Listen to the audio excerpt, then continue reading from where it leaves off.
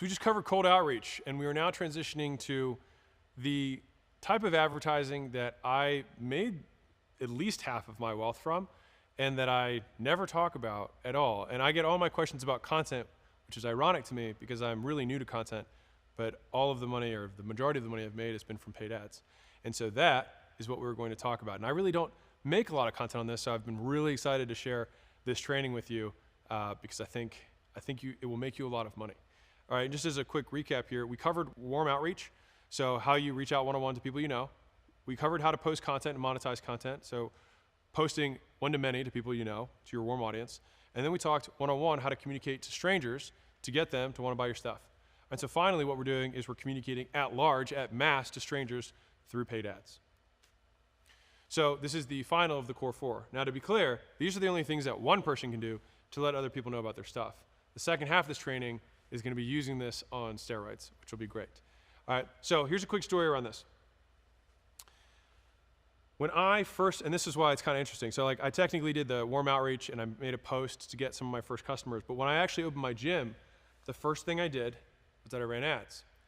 And what happened was I was actually apprenticing, if you call it that, at a gym owner's gym. And so I said I would work for free. He ended up paying me minimum wage, which again, just as a quick sideline reminder, I was a pretty highly paid consultant before doing this. And so this was a massive pay cut to just be like a minimum wage gym employee. And so the thing is that I still got the better end of the deal because I learned far more than I earned during that period, and then it unlocked a big growth in my income in the very near future. So I think a lot of people aren't willing to sacrifice their living situation in order to learn more. I slept on the floor of one of the gym's customers. The first day I started working with this guy, he went into his gym at 4 o'clock in the morning and said, "Hey, I've got this kid here. Can anyone put him up for the night or like give him a room?" And one guy was like, "Yeah, I got a spare bedroom. I'll take you in. Just, try and help me not eat like shit." And I'm actually still friends with that guy to this day. And so anyways, I met this mentor, and I went to a conference a few weeks after meeting him that was on this crazy thing on the internet that was called Facebook ads. This is 2013. This is a long time ago. And this is right as Facebook ads began. This is when you could put clicks of, you could put a hot chick up there in a bikini and be like, weight loss fast. And it was all compliant because they just needed the money. And so I went to this 2-day workshop, and I learned enough to be dangerous with it. And so I went back and I said, "Hey, I think we should try some of this Facebook stuff." And he said, "Dude, I tried it. It doesn't work." I was like, "All right, well, I learned some stuff. Like, let me give it a shot." And he said, "Well, fine. I'll make you a deal. I'll give you $1,000 to play with. But if it doesn't work, then you shut up about this Facebook stuff. And if it does work, I'll split the profit with you after we pay the ad spend back." I was like, "Cool, deal." And so this was the first ad that I ever ran. It said, "I'm looking for 5." There was no image. It was just a text ad on Facebook. It said, "I'm looking for 5 Chino Hills residents to take place in a free 6-week challenge. You must let us use your before and after pictures in our marketing exchange for the program. Click the link to sign up." No images, no videos, no frills, just words in all caps. And that ad generated leads. And I think I made, it was either $5,000 or $6,000 in sales from $1,000 in ad spend. And true to his word, paid the $1,000 back, and he gave me a disproportionate half of it, and he said, "Do it again."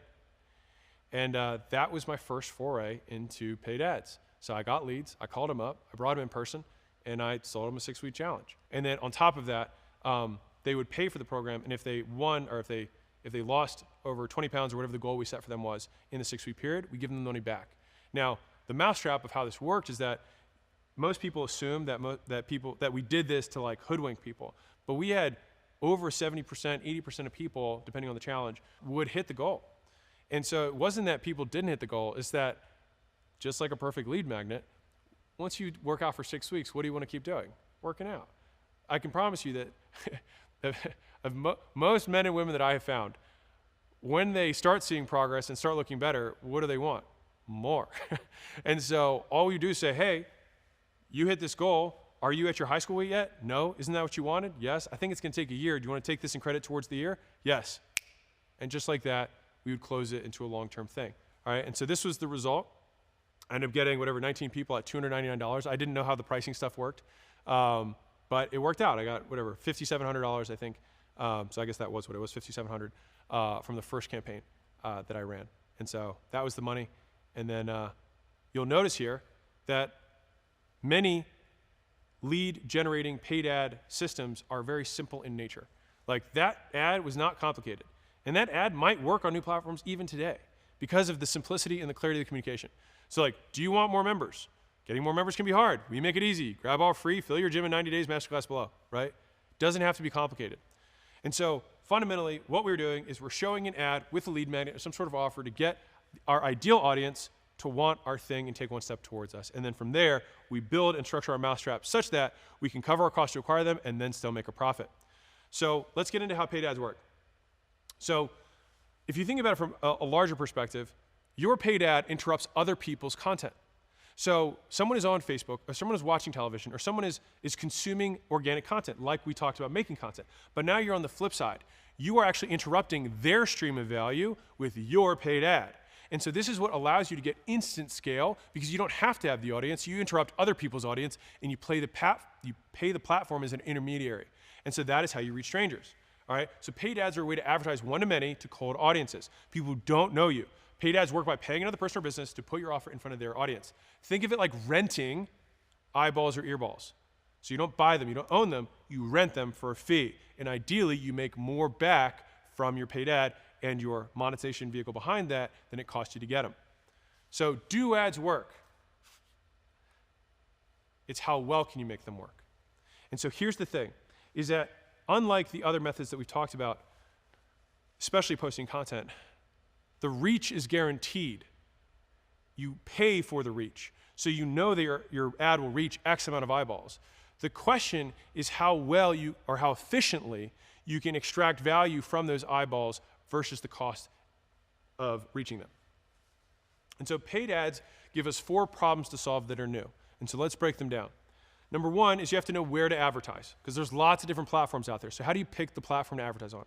Number 2 is getting the right audience to see it. And this is probably the hardest part of paid ads. Because fundamentally, if you showed the right thing to the right audience, you're going to get a good response rate. If 100% of the audience was the ideal target, it would. But most platforms are not that efficient from a targeting perspective. Over time, they've gotten significantly better, and maybe in the future, we'll be able to get so dialed in, it'll be insane, and we'll laugh at these, the times that we're doing right now, like so archaic. But the targeting is still one of the hardest parts. Number 3 is making the best ad for them to see. All right, okay, now we have the right people seeing it. How do we get the highest percentage of those people to want to take action? And then number 4 is once they have taken action, how do we get them to give us permission to contact them again in the future? All right, so those are 4 things that we have to solve. So let's solve them. Number 1, where to advertise. So you say, okay, but where do I advertise, Alex? Well, find a platform where these 4 things are true. All right, number 1, that you have used it and gotten value from it as a consumer. So I have some idea how it works. You want to have some idea of how it works because you will then naturally format your ad in a way that matches the format of the platform. Because ideally, you don't want it to look like an ad, you want it to look like content, which you'll notice the more you start looking at this, the more content and ads start blending together. Because if you make lots of content, you make good content, you make your best content that performs and generates sales, and then you use that as your ad, guess what? You've merged the two. And that's when you become an exceptional advertiser. So number 1 is you want to go to a place that you already are familiar with. And if you aren't familiar with any place, again, find one where the highest percentage of your customers are, and then get used to it and learn it. Number 2 is that you can target the people on the platform interested in your stuff. All right, so this is a screenshot from Facebook. It's probably changed since I even made the screenshot. These platforms change all the time. But the idea is that you want to be able to target the ideal audience that you are looking for. So if you sell to women between 25 and 45, then you want to exclude men in general and women that are below 25 and above 45. Great. Well, now we have a higher percentage of our audience who are going to see our ad. And so we're not paying for wasted eyeballs, and that increases the efficiency of our advertising. And again, I'm going to restate this because I think it's so important.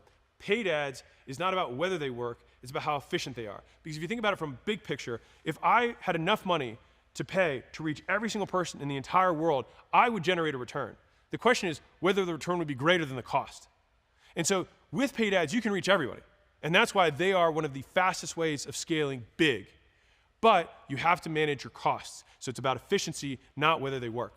So number 3 of where do I advertise is I want to know how to format ads specific to the platform, which I'll dive into in step 3 in a second. All right? But you can see here that these are 2 different types of ads, and these are specific, and they look like content, right? And so I made them look like content because I wanted people to consume them. And I want my ideal audience, ideally, no one's gonna consume stuff about gym leads unless you own a gym, right? And so that's, unless you're somebody who markets to gym owners, you might not consume it too, right? My competitors might consume it. But by showing this stuff, I'm bringing in the right type of audience and excluding everyone else. And number 4, and this is a big one, is that I have the minimum amount of money to spend to place an ad.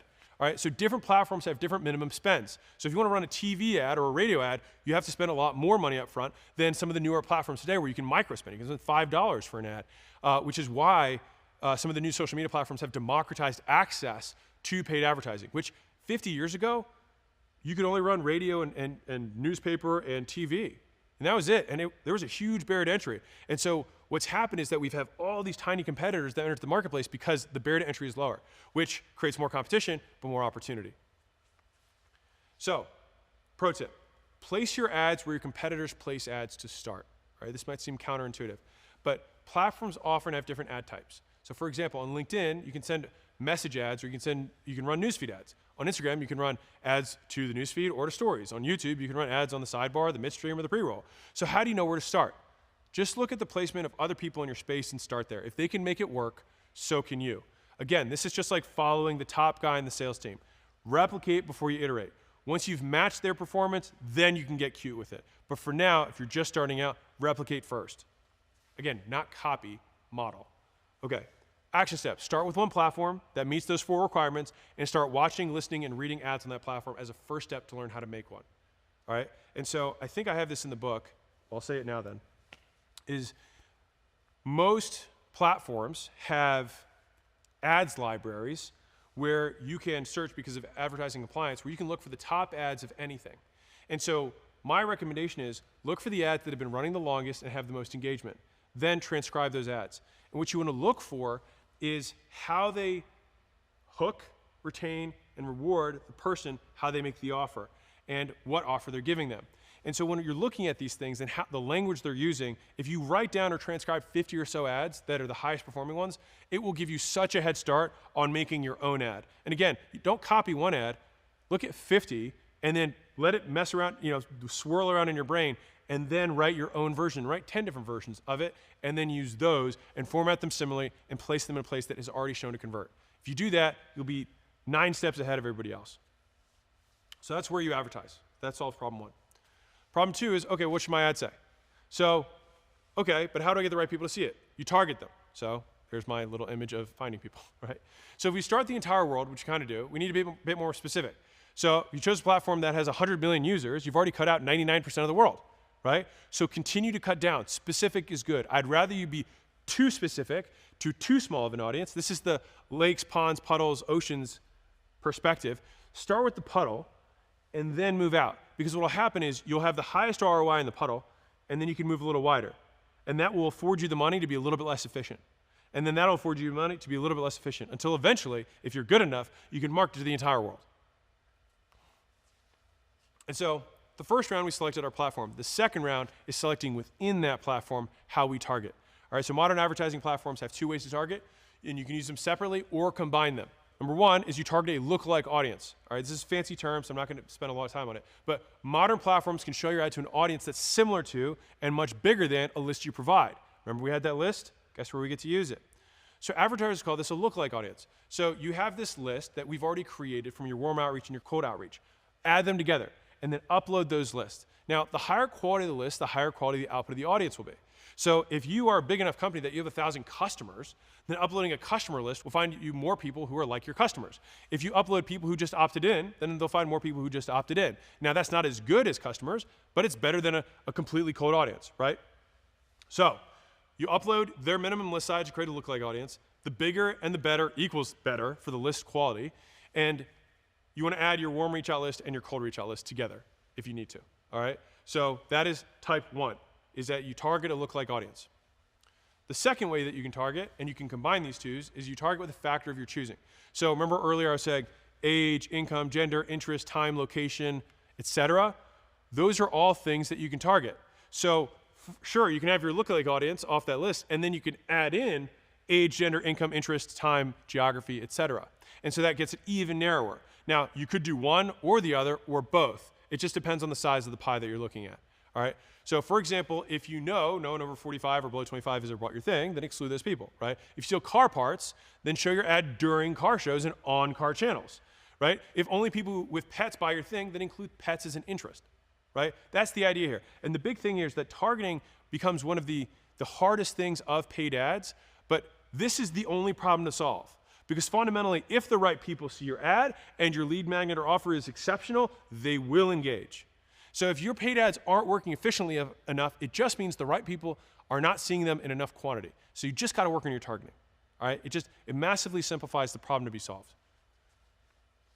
And as an aside, for everybody who's a local business, since local markets are already tiny in comparison to national markets, you won't want to add more filters. Like, you don't want to do that.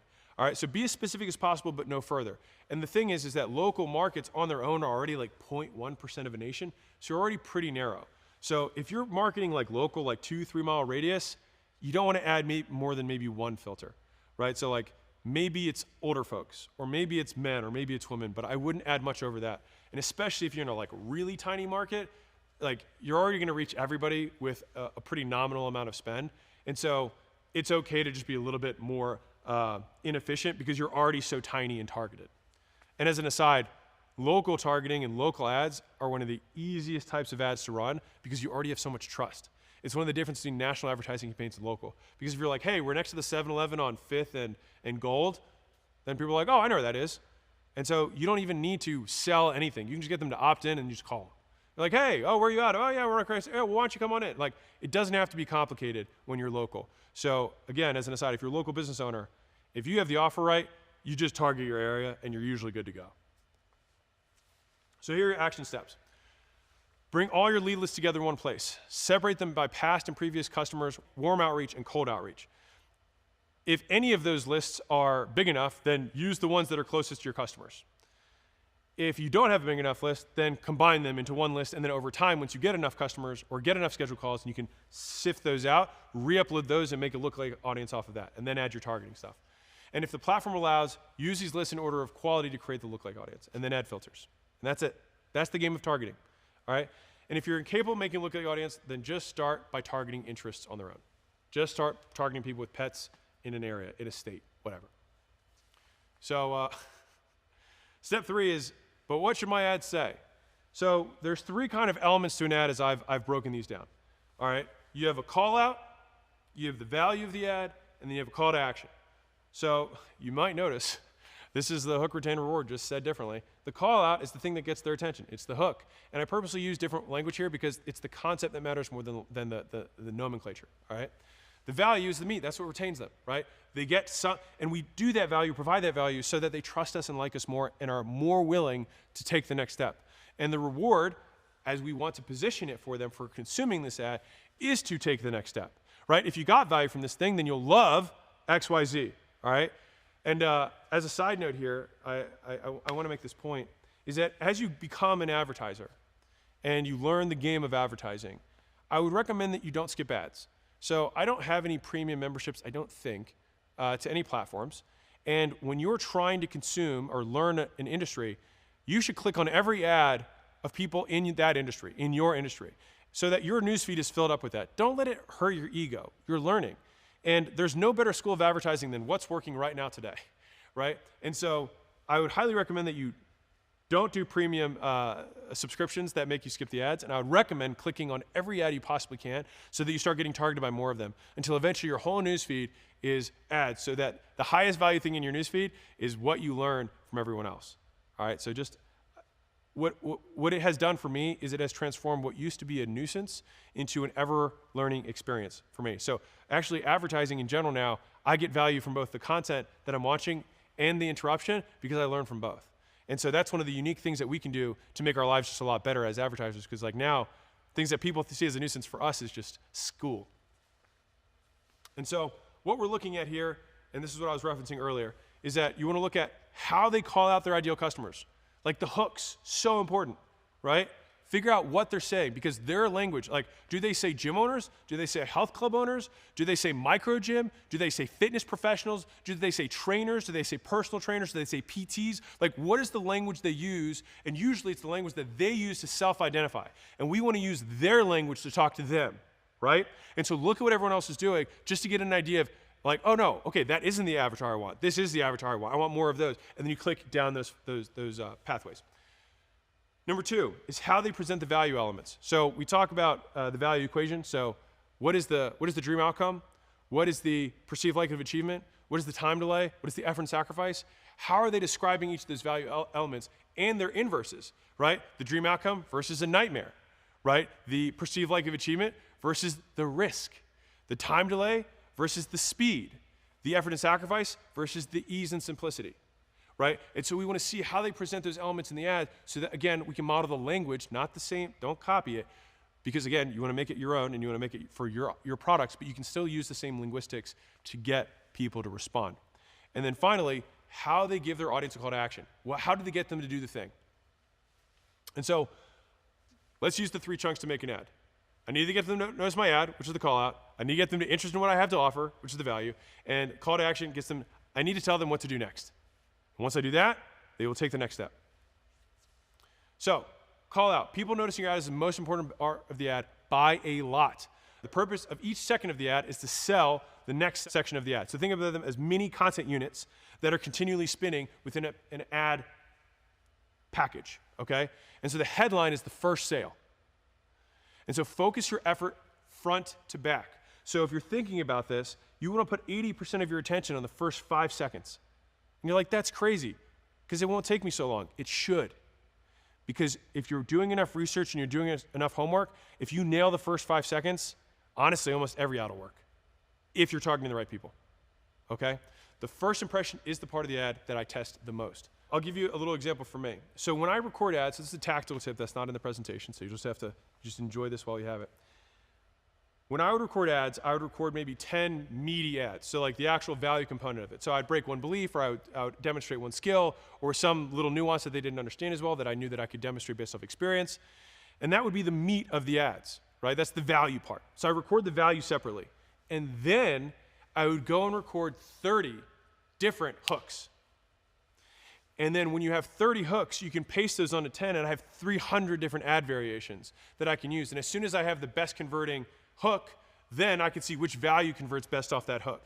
And that's the test and iterate process that creates winners and home runs over and over and over again and allows you to scale. So I'm gonna break a different belief for you right now. The reason that your ads aren't scaling, all right? So most people think, oh, I can't scale my ads past $1,000 a day, or I can't scale my ads past $10,000 a day, or I can't scale my ads past $100,000 a day. Insert whatever number you want. They think that the platform has capped them. The platform wants to take your money. They have not capped you. What is actually capped is how good your ad is. You have an ad that can only go to this warm of an audience. And then as soon as it gets outside of that warm of an audience, it stops converting. So the difference is between the top 1% of Facebook advertisers versus everybody else, they split test 11 times more content than everyone else. And for that reason, they're able to scale 10 times, 100 times more. So the fact that you can't scale your advertising isn't because of the platform, it's because your ads aren't good enough. And so you see the cap, but that's because your ads in general, like you're a $1,000 a day ad maker. You're just not good enough. Your ads aren't good enough, and it's probably because you don't make enough volume. You might make, and it's funny because I talk to business owners all the time who run paid ads. I'm like, okay, well, what's your cadence? Like, how many ads are you making? Like, oh, I mean, we make tons of ads. I'm like, well, what does that mean? Like, well, I mean, once a month we record ads, and I mean, I make at least 10. I'm like, 10? I'm like, a month? I'm like, yeah. Well, there's a problem. I'm like, I don't need to look at anything else. I already know that that's the problem. Because when you want to scale, like really scale, unless you have super wide targeting in terms of your audience, you're going to have to split test significantly more on the ads, the hook, and the value itself, and the CTA in order to get that one package that scales to 100 million people and is still profitable. That's the key. And so back to our presentation, Mr. Ogilvy, I'm repeating this because, again, it is one of the most impactful things that I've learned in advertising is that after you've written your headline, you spend 80 cents of your advertising dollar. That is why we focus so much on the beginning, because if you don't get them in the beginning, nothing else matters. And so the call out is whatever you do to get the attention of the audience. All right? And so these are labels, yes questions, if-then statements, and ridiculous results. So labels would be an example if I said, hey, are you a homeowner? Do you own a home over $400,000 a year? Boom.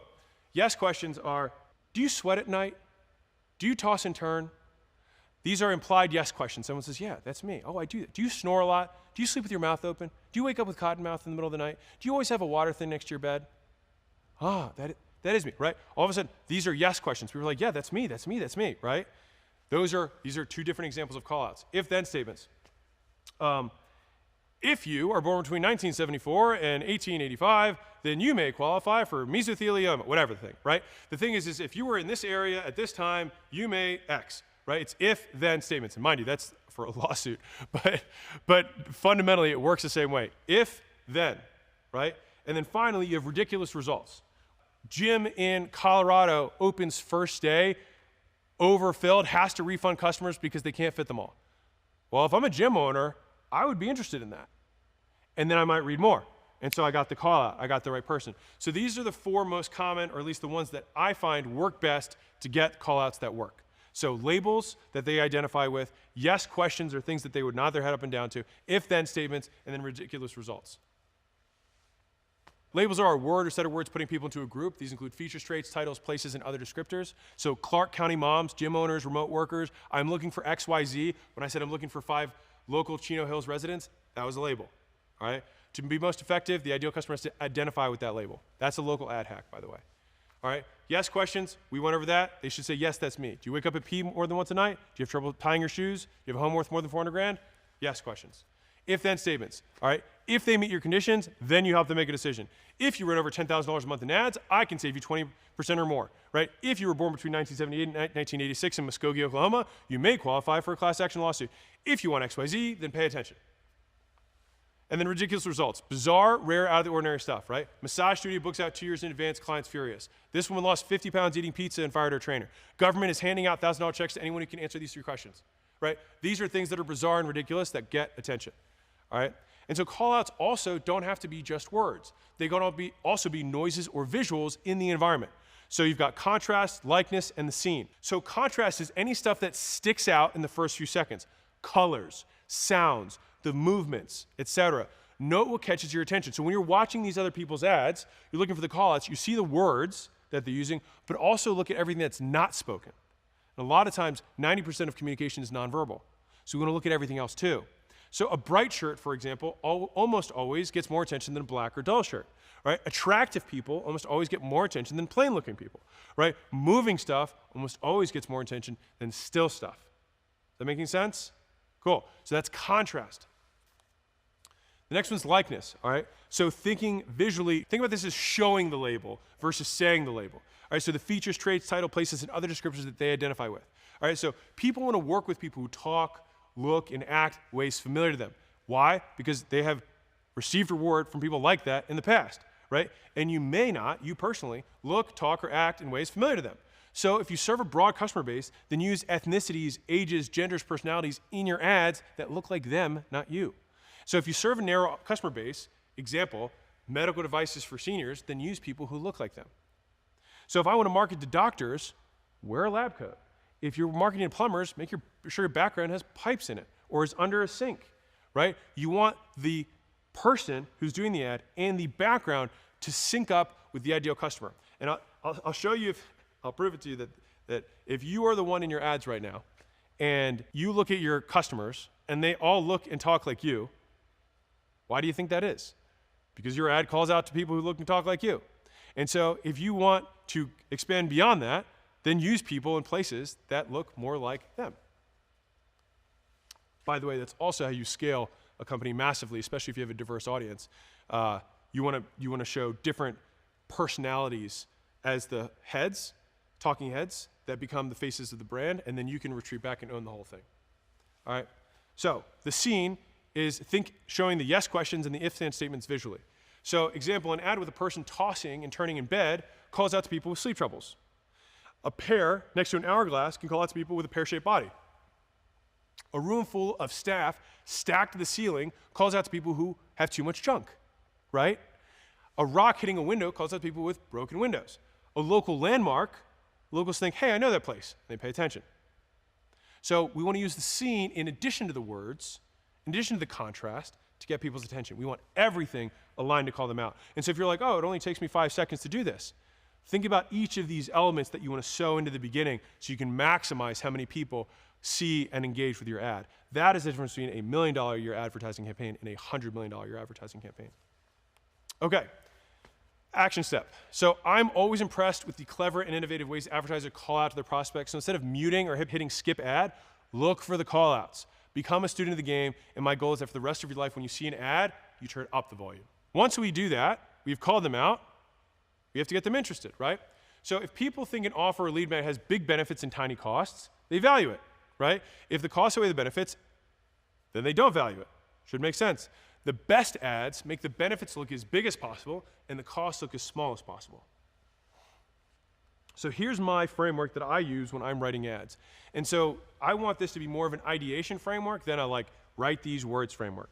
So you have consumed my content, hopefully, to a certain degree, and earlier we talked about the value equation and the 4 elements, right? Dream outcome, perceived likelihood of achievement, time delay, effort and sacrifice. Now, if we were to actually reshuffle these and make these into positive and negatives, you've got dream, fast, easy, likely.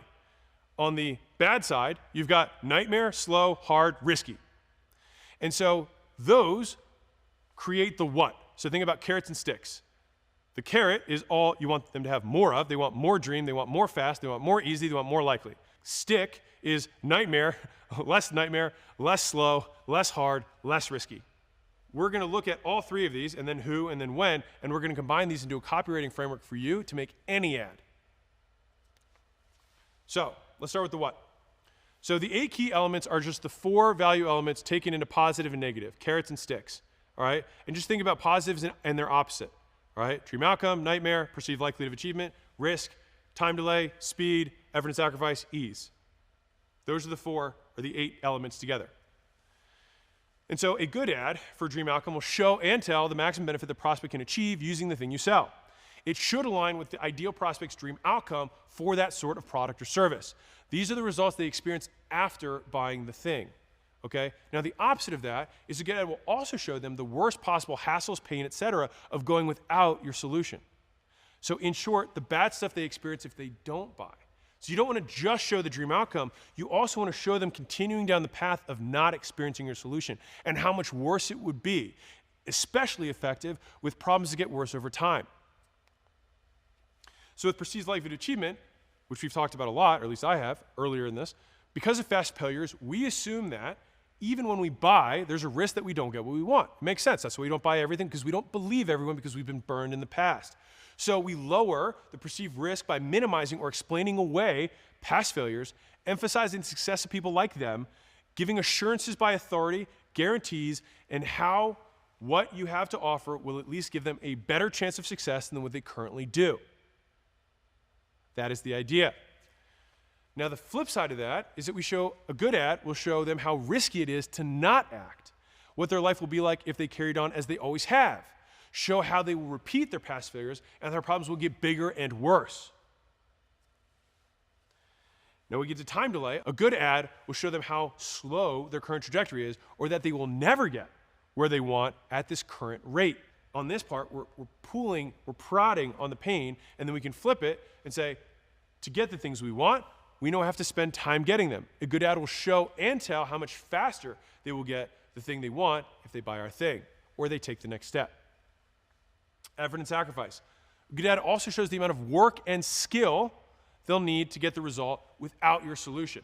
All right? So they have to think, man, this is going to be a lot of effort, and I've got to be really good in order to get this result if I don't use this thing.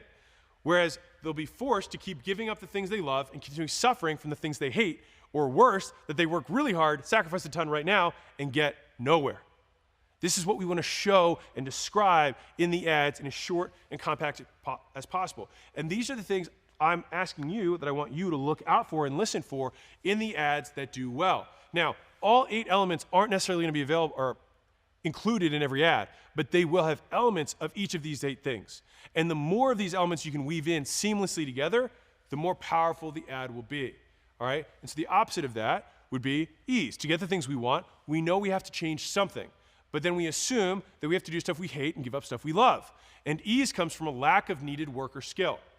Like, write that down.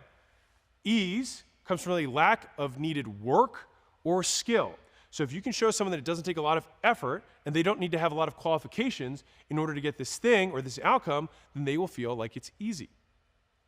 A good ad disproves that assumption, and it tells and shows how you can avoid the stuff you hate doing and do more of the stuff you love doing without working hard or having lots of skill and still getting your dream outcome. So that is the what. Check. So now let's go to the who. I said there's 3 parts, the what, the who, and the when. So let's go to the who. All right, so now you're thinking, okay, I've got these 8 key elements. The other 2 are easier, don't worry. But those are the 8 key elements, the value equation, and then they're opposites. We want to talk more good, less bad, and show and tell both of those. So now we're talking about the who. So humans are primarily status-driven, all right? And the status of one human comes from how other humans treat them.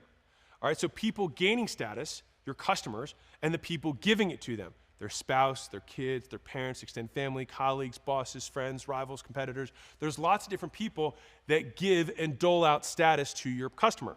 And so we don't want to just talk about their perspective, but the perspectives of those around them who will give them or take status away.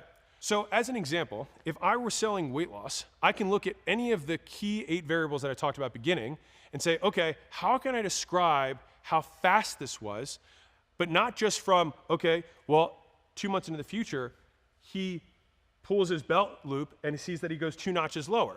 Wow, that's him experiencing the benefit of this weight loss program. But how can I show that from someone else's perspective? Okay, his wife sees him do that and says, great job, honey, you're doing awesome. You're looking good. You might fit into your marriage tuxedo. Huh. So we can explain that experience from someone else's perspective. To the same degree, if we're talking about like making more income, it's one thing to make more income, but if your wife comments on it, or your colleagues comment as you pull up in the new car, or when you rock your drive down the fairway with the new $400 driver that you just bought, and everyone's jaws are on the ground, which one matters more? That one, because that is status from the people that they're trying to get status from. And so we want to think about the benefit of the thing, of one of those 8 key variables, and then describe it in every possible way that we can. And so by doing that, we basically take one benefit and make it multifaceted, and we try and fit the key to the hole that the person has a lack of, right? Because fundamentally, motivation comes from deprivation. So you are more motivated to eat the hungrier you are. And so we don't know what they are most hungry for. And so they might have a really great marriage, and their wife tells them great stuff all the time. But when they go to work, they get beat up every day. And so we want to have the wife key, but we also want to use the rival at work key. We also want to use the boss key. We also want to use the kids key. We also want to use the frenemy dad key. Like whatever other keys we have to depict status going towards them from the place that they don't get it. And we can use that one pillar in the sand from each of those 8 variables. We can show speed from everyone else's perspective. Like, hey, so-and-so comes back from a work trip and sees you, and they're like, dude, you're looking great at the office. Did you know that people who lose weight are more likely to get promoted?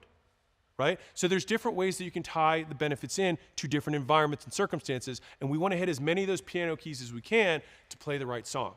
So first we have the what, which is the 8 variables, and then the who is trying to explain those benefits from as many perspectives as possible to get the one that matters most to them.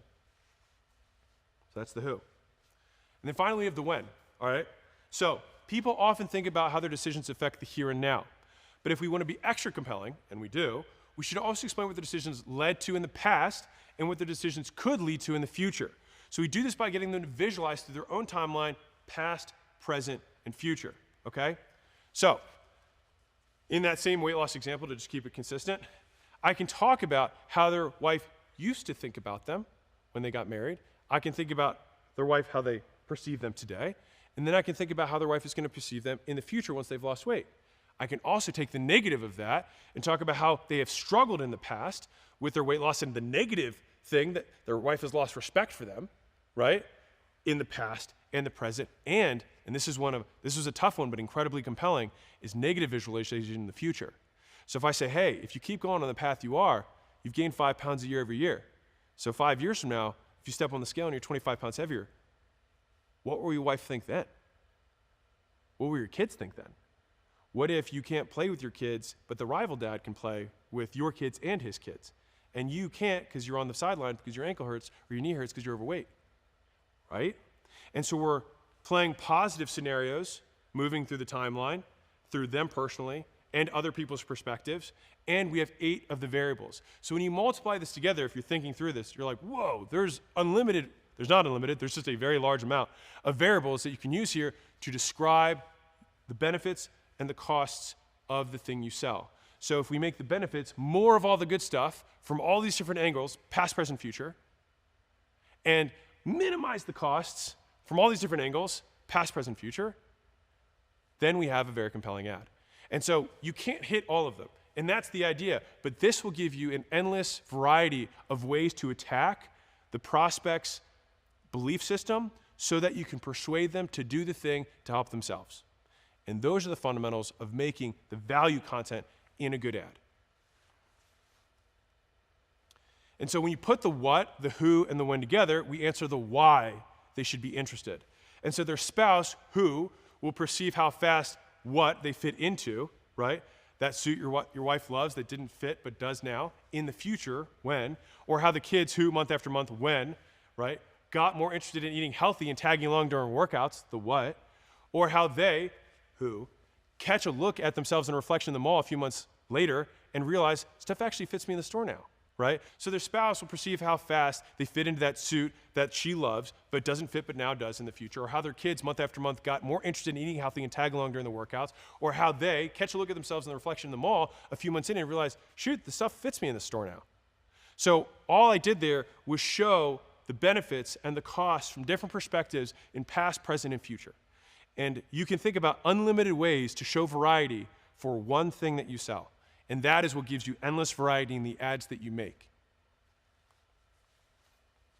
And so here's a little pro tip. You want to make your ads as specific as you can, but no specificer. Okay? So the more specific your copy, the more efficient it can get, but also the longer it tends to get. So you can imagine we can expand this to ad infinitum, right? And if it gets too long for the platform, it will lower its efficiency.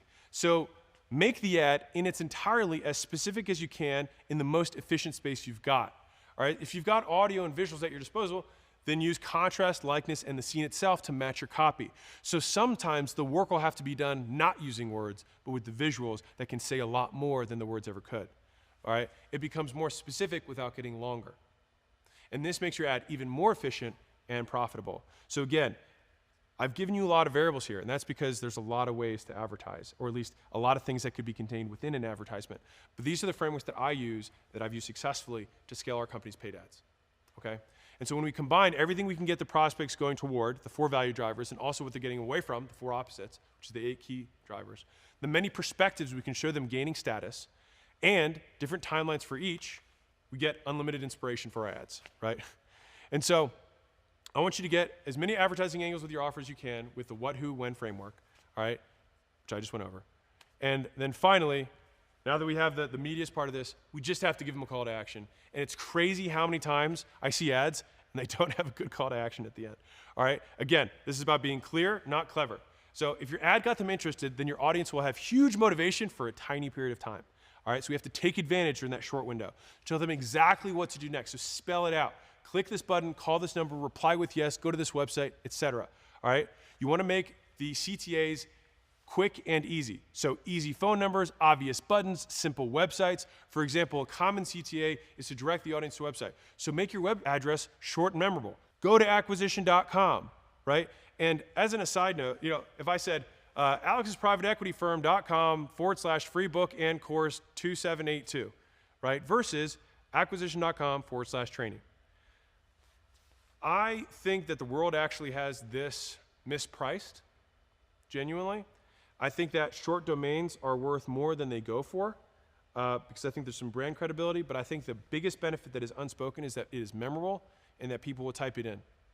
And so I'll give you a stat that most people probably would want me to share internally, but 80% of our traffic comes from people hand keying in acquisition.com. And so that means that people remember it and they know how to find me. And so for me, I paid $370,000 for this domain, just the domain, just the name. And I think it was one of the best purchases I ever made because people know where to find me. And so I think that the world has simply underpriced short, clear domains, not overpriced them. my 2 cents. Little tweet to remember, assume the audience has no idea who you are, what you do, how it works, they're in a rush, and they have a 3rd grade education. A good way to think about how to make these ads. And just like all the other things before, keep it below a 3rd grade reading level, and you'll get twice as many people to respond. So, what should my ad say? Whew, that was a big one. But hopefully, you have a much better idea of a framework that you can repeatedly use and get unlimited ads that actually work. So, how do I get their info? This is short and sweet. After they take action, get their contact information. My favorite way to get contact information is a simple landing page. Don't overthink it, okay? There are 3 landing pages that when I look at all of our companies that we use most commonly, which is headline, subheadline, contact info, submit. Same thing except with an image. Same thing with an image and then 3 bullets. Those are the 3 most common layouts I use. Pick one of them. Doesn't really matter. We've used them all, and all you got to do is test it. And the nice thing is the simpler the landing page, the fewer variables you have to test, you can quickly improve it. It also gives the person who's clicking to that page fewer things to do. They said they wanted the thing. They go to the page says, here's the thing you said you wanted. They're like, yeah, I guess I did want it. And they submit. And then you get super high conversion rates, okay? So make sure your landing pages match your ads. This is probably one of the most underrated things ever because it takes work. But if your ad is a certain color and a certain person and uses certain words, make sure the landing page uses the same words and same colors and same person. Simple stuff, right? But people don't do it. And the more steps you get someone or ask someone to go through, the fewer people will do it. But the more qualified the leads will be. So that's the push and pull of marketing in general. So there's going to be a balance there. If you get too many leads, then add some qualification steps. If you get too few leads, remove some. So here's the action step.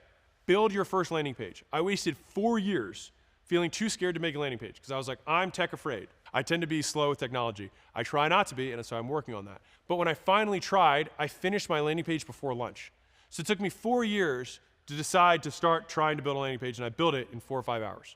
All right? And so I could have had all the benefits of knowing how to build landing pages 4 years earlier, but I waited 4 years. Don't be like that. All right? So once you have that, and you have a place to direct them to capture their information, now you have engaged leads from pay ads. Hooray. We did it. So here's a conclusion. Run paid ads, part 1, the conclusion. Callouts you need for them to notice it. Value elements give them a reason to do something. Calls to action give them a way to do it. And now the only question remains, which is how efficient were we? So let's talk about money stuff.